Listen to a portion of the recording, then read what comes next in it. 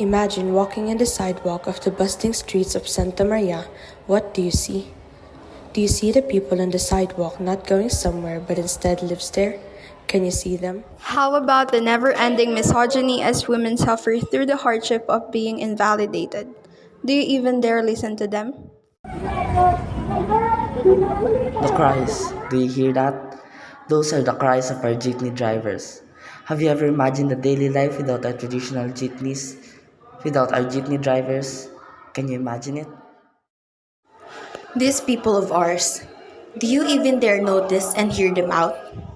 Come along with us, second group of STEM 12.5 St. Luke, as we embark on this journey wherein our purpose is embedded in our minds, to understand and gain awareness our social issues. Poverty is one of the main issues facing the Philippines.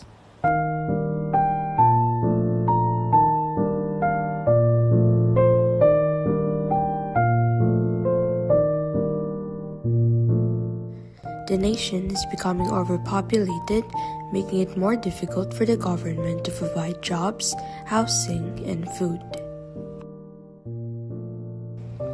In the very heart of the province of Bulacan lies Santa Maria, a town with a remarkable story of progress and resilience. According to PhilAtlas, Santa Maria is recognized as the richest town in Bulacan and has a relatively high standard of living. But still, Santa Maria has a 4% poverty rate among its population.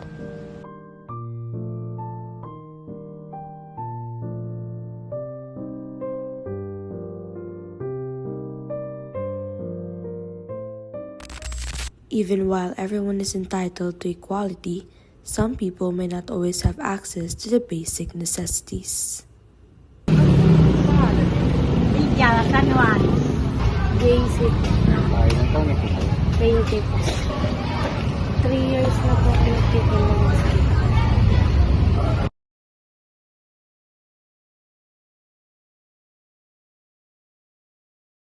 Sapat po ba yung nakakain niyo sa araw? Hindi nga, kaya namamalimot lang kami.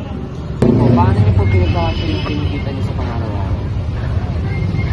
Ano po, yung pambili po ng bigas, pinagpupukot-pukot ko na kapag pambili ng ulam, ganun din.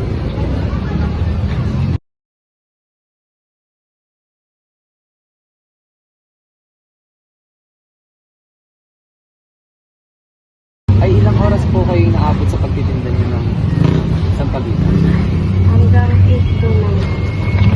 Kahit na kami mamalimot, kung saan, nakakarating pa na kami Pampanga eh.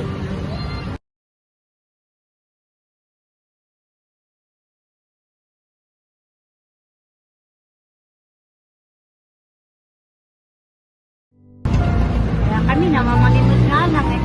Para makatagputok na kami.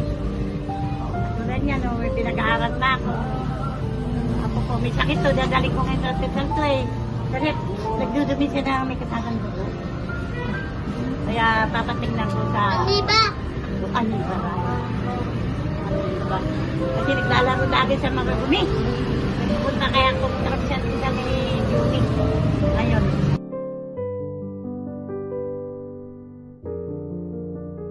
Saan mang sulok ng bansa o lugar na ating kinatatayuan, hindi natin may iwasan ang magkaroon ng kapwa na sumisigaw ang mga isip upang makaahon sa kahirapan at patuloy na naghahanap ng matutuluyan. Tulad na lamang ni na Ate JC na 24 na taong gulang at ni Nanay Lydia na isang senior citizen na ating nasilip o natunghayan ang kanilang kalagayan kahit na sa maikling oras o panahon. Pareho mang may hamon na tinatahak, ngunit isa lang din silang simpleng tao na parehong may pangarap.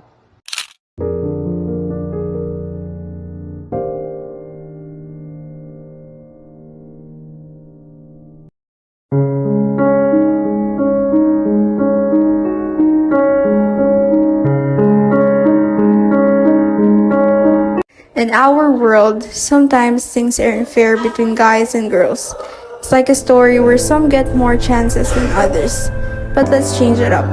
Everyone should get a fair shot, no matter if they're a boy or a girl. Imagine a world where what matters is who you are, not whether you're a boy or a girl. Naka-experience ka na ba ng pagiging bias ng mga kasama mo when it comes to gender sa school? Actually, gender stereotyping or gender inequality are mostly experienced in school. We women are most likely labeled as fragile, weak, and too emotional. And as a leader, we're most likely called that women can lead. Well, in fact, we can contribute in every groupings. And in fact, pa nga minsan mas binubuhat namin yung mga lalaki. But we're not into inequality, and you don't have to empower women in inequality way. So I hope everyone will value each and everyone contribution in schools. His or her gender won't define what capability she or he can do. Yes, lalo na sa surrounding ko. Well, ang nakikita ko kasi palagi is parang mas dinadown nila yung girl na imbis na babae sila, mahina na agad, ganon, wala nang kakayahan. Tapos pag sa lalaki naman, ang nakikita naman nila dapat hindi umiiyak, hindi, matatag lang palagi, ganon. So parang ang naano ko doon is sana hindi sila maging bias na porket babae, mahina na agad, porket lalaki, malakas na agad. Sana maging pantay-pantay tayo or dapat may equality talaga sa lahat ng pagkakataon. Of course, yes. Kasi may mga times na sinasabi nila sa akin lagi na hindi ko kaya mag-lead kasi babae ako. But then, na-prove ko na kaya kong mag-lead. Especially ngayon, madami akong hawak na group, especially practical research. Even, ang dami-dami kong ginagawa, nakakaya ko na hawakan yung group na yon kahit babae ako, nasasabi ng babae lang. Yes po. Halimbawa po nung sa kaibigan ko po na bakla, lagi po siyang pinagtitripan, tsaka po parang minamaliit po siya kasi nga po di ba gay siya. Parang akala po ng iba na hindi niya po kayang gawin yung mga nagagawa ng lalaki. Halimbawa po is yung pagbubuhat po ng mabigat, sasabihan pa po sila ng bading ganon. Tsaka halimbawa rin po neto is yung pag-iyak po ng mga lalaki. May kaibigan din po kasi akong lalaki na umiyak po, is parang minamaliit siya na baka bading yon kasi po umiyak siya. Normal lang naman po na umiyak bilang isang tao po. So, sa phrase na to, kapag lalaki ka, bawal ka nang umiyak. Anong masasabi mo about doon? Disagree ako doon, siyempre. Kasi para sa akin, mas mababaw yung luha ng mga kalalakihan. Para sa akin, kaya yung kumbaga yun yung kaisipan ngayon. Pero dahil yun yung kaisipan, mas pinipigilan na lang namin na wag umiyak. Kasi isipin sa akin, mahina tayo, mahina yung lalaki. Mahina yung lalaki kasi pag lalaki ka, kailangan matapang ka. Pero which is mali talaga. Kasi may tao din naman yung mga kalalaki, may nararamdaman din.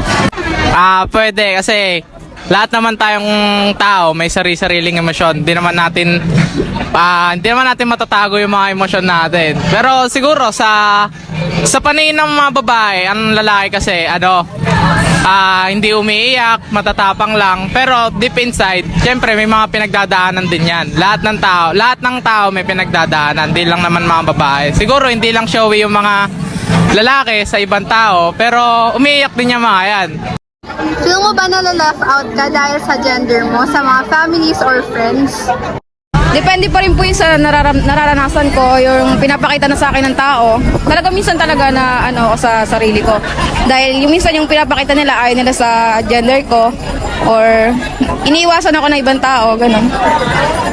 Ako, for me, hindi. Kasi Philippines is very welcoming when it comes to gender naman. And medyo open na tayo this 2023, going 2024. So, feel ko mas welcome kaming mga part ng LGBTQ. And I hopefully in the future wala nang homophobia, wala nang stereotypes, hopefully sa ibang tao.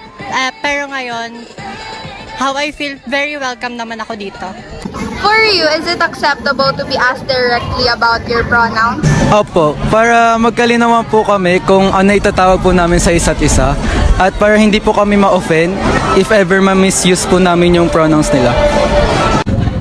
For me kasi, yung pronouns is parang konektado siya sa gender expression mo. So kung obviously naman na pinapakita na isang tao na ang gender niya is lalaki, I think it's safe to assume na ang ginagamit niyang pronoun is he, him.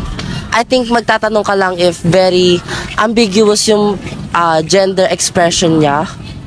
Pero I think it's not required and it's not disrespectful of someone to directly ask what pronouns a person uses. Ay, naka-experience ka na po ba ng gender inequality? No po. Yes po. No po. Yes. No po. Yes. Yes po. Yes po. Yes po. Yes po. Yes. Yes. From 1 to 10 po, gano'n po kasakit kapag nagkakaroon kayo ng period? 7, 11, 10. Sa paglipas ng panahon, mas lalo nating naiintindihan ang pagsubok na kinakaharap ng kababaihan. Isa sa mga pagsubok na ito ay ang buwan ng dalaw o regla. Ang pagkakaroon ng dalaw ay hindi lamang isang natural na proseso ng katawan. Ito ay isang suliraning kinakaharap ng napakaraming kababaihan sa anumang sulok ng mundo araw-araw. Kada buwan, simula nang tumungtong ang isang babae sa 10 taong gulang hanggang 15, ay kinakaharap niya ang mga hamon ng pagkakaroon ng dalaw. Ang unang senyales ng paparating na dalaw ay madalas na pananakit ng puson. Minsan ito ay maabot hanggang sa likod at baywang at nagdudulot ng di mabilang na antok at pagod. Ang simpleng pagtayo mula sa upuan ay maaaring maging isang napakalaking hamon para sa kababaihan. Kasama rito ang mood swings kung saan nagkakaroon ng hormonal changes or imbalances sa katawan ng isang babae. Sobrang hirap na magkaroon ng menstruation. Like, hindi mo magawa yung mga bagay na gusto mong gawin whenever na meron kang menstrual cramps, nag-iiba-iba yung moods mo, hindi ka maintindihan ng mga taong nasa paligid sa'yo. And at the same time, nakaka-apekto din siya sa mga daily chores mo kasi mas gusto mo na mahiga or mamahinga kaysa kumilos kasi nakaka-irito talaga siya. Sa eskwelahan, ang pagtutok sa aralin ay nagiging isang pagsubok dahil sa masakit na pakiramdam at sa hormonal changes. Minsan di ako nakakapasok sa sobrang sakit ng puso ko. Tsaka minsan nagkakaroon ako ng diarrhea. Mula sa natural remedies at personal na pamahiin hanggang sa modernong teknolohiya, nakahanap na ang bawat isang kababaihan ng bagay na kanilang magiging personal na kaagapay sa mga araw na ito. Normal ako na pag-aalaga sa sarili ko, yung lalagyan ko lang ng hot compress, minsan kumakain ng ice cream kahit ako. Yun, ganun. Sa kabila ng pagsusumikap ng mga kababaihan na malagpasan ang prosesong ito kada buwan, marami pa rin sa atin ang hindi naiintindihan ang kanilang nararamdaman. Sobrang hirap na magkaroon ng menstruation. Sa pag-unlad ng ating lipunan, mahalaga na bigyan natin ng halaga ang pangailangan ng kababaihan. Sa pag-unawa sa kanilang mga paghihirap, tayo ay nagbubukas ng pintuan para sa mas malalim na respeto at pagtutulungan. Sa pagtutok sa isang bukas na isipan, maaari nating masiguro na ang mga kababaihan ay hindi nag-iisa sa kanilang laban. Sobrang sakit, lalo na kapag hindi nila naiintindihan yung sakit na nararamdaman. Sa kalagitnaan ng mabusising daan ng Santa Maria, Bulacan, ating makikita ang Mucho Pera sa likod ng kanilang manibela. Hindi alintana ang kanilang mga pagod at ang init ng panahon. Hindi ay laging makikita sa kanilang mga labi, ngunit sa modernisasyong jeep na ipinapatupad ng gobyerno, ang kanilang masasabi ay kawa. Totoo lang ayaw namin. Nakabubutas bulsa, nakababaon sa utang, at nakawawala hanap buhay. So lately po, lagi pong nababalitaan na nagsusulong po ng transport strike po yung mga jeepney drivers. Para saan po ba yung isinusulong po na transport strike? Ang alam po sa phase out yun yung mga jeepney. Papalitan ng modern jeep. Yung sa about po sa jeepney phase out po, sumasang-ayon po ba kayo sa jeepney modernization or hindi po? Nako, hindi. Bakit po hindi? Ayun doon. Napakaliit na nga nang kinikita namin dito. Pagkatapos bibigyan kami ng jeep na napakamahal na bibigyan kami ng utang. Tahimik na utak namin dito. Pag ibibigay yun, paano yan? Di na kami makatulog. Mula sa ilang daang libong jeep, hindi lamang dinoble, pagkus pinalaki ng 10 beses.